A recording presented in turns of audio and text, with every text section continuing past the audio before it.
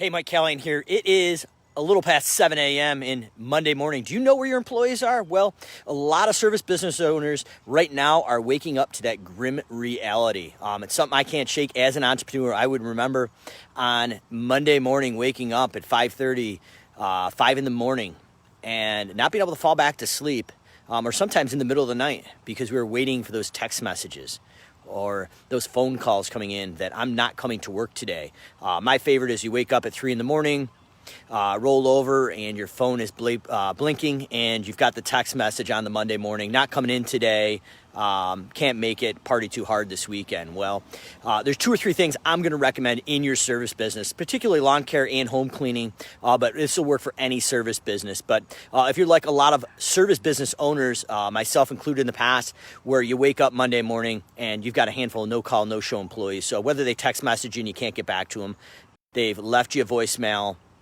or called you and they had that courtesy and just said they're not coming in. Or my favorite, the no-call, no-show employee. What do you do as a business owner? Do you get back on the truck and try to fill that gap? I'm going to recommend, yes, you're probably going to have to do that at some point. But the biggest mistake I made in my career was jumping back on that truck immediately. So there's 2 or 3 things proactively we need to be able to do, and 1 in the moment. So if you haven't gone out and created a process and system, I'm going to break it down real quick.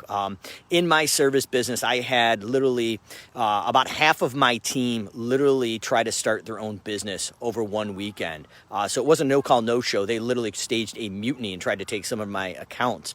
And the biggest mistake I made when I walked into my shop and I had 12 to 15 employees literally gone is I jumped into the trenches and tried to fill the gap of 13 guys. Now, obviously, that doesn't work. That's like, about 23 yards of crusher, runner, stone here, and using your kid's toy shovel to move it. Probably not the best use of your time. And that's literally what I did in my business. I jumped in the trenches and somehow magically tried to fill the gap of 12 to 13 guys and girls missing. That's literally like me grabbing this shovel here and trying to move 23 yards of stone this morning. It's not going to happen. What you need is a machine or a system. Probably need a skid steer because you're not going to go too far. But that's literally what happened, and I ran myself into the ground until I realized, let's pump the brakes and let's get a process in place. So if it's Monday morning right now and you're missing a couple guys and girls on your team, what I'm going to recommend is take a deep breath, grab a cup of coffee or tea, whatever your choice is, and spend 10 to 15 minutes before you jump back in those trenches, because I know most of us are going to do that to fill the gap. Go out and place a help wanted ad on Facebook and Indeed. And also create a quick referral program on your Facebook profile for friends and family.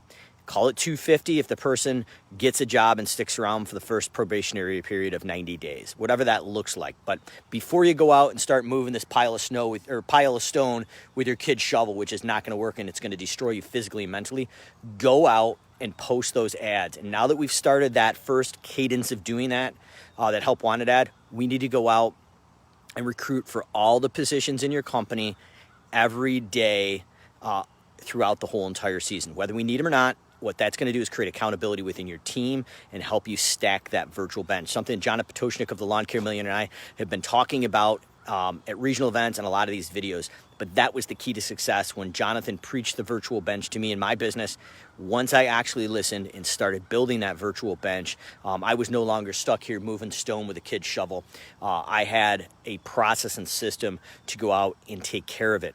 So you want to go out and basically interview for every position in the company, including your own, because if you get hit by a bus or you blow out a knee, you may need somebody to replace you. And if you start looking for the person you need when you need them, it's too late. So we need to go out and proactively start looking for these people. So if it's Monday morning and you're missing a few guys and girls on your team, before you jump into the trenches and start fighting fires, post those job ads and then don't stop.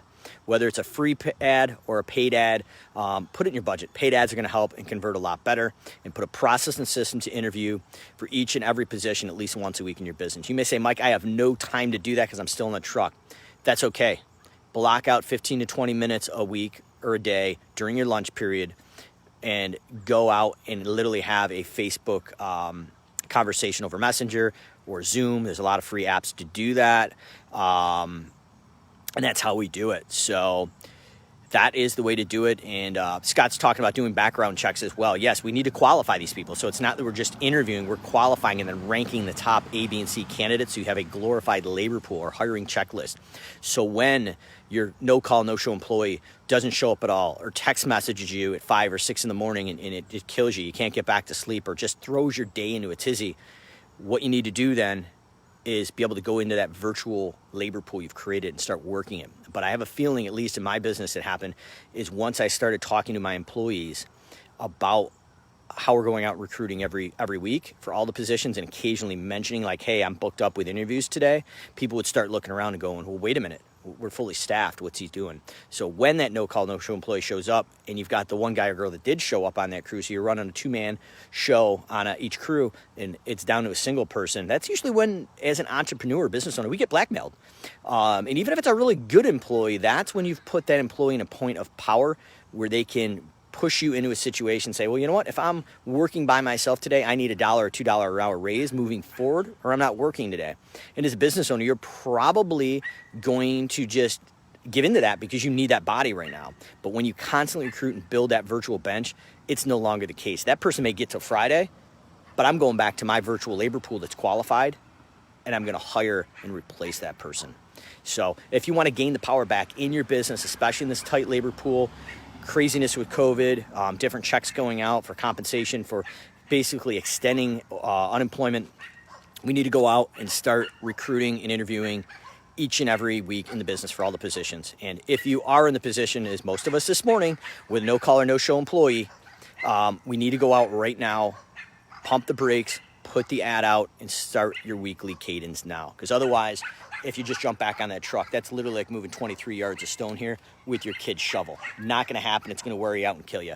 So the time you spend this morning to put those ads out proactively is going to be a big payoff in the future. And it's like coming in with a skid steer and moving this in a few hours versus, well, probably a couple months with this thing. So any comments or questions, drop below. Callahan's Corner. You ask the questions, we answer them live right here on Facebook. But I thought this was very, very, very applicable. I saw a post this morning. Gentleman woke up at 3 in the morning and had that text message and couldn't fall back to sleep. And we've all been there. And if you haven't been there, if you're a solo entrepreneur, you're going to be there. So put the process in place now and avoid the pain and heartache that a lot of us have had through the years with these no-call, no-show employees. And it's not getting better. It's only getting worse. So I want to say what's up to Timothy, Scott, Benjamin, and Scott Furman as well. So we'll see you guys and girls later. Callahan's Corner, you ask questions, we answer them live right here on Facebook. We'll see you later.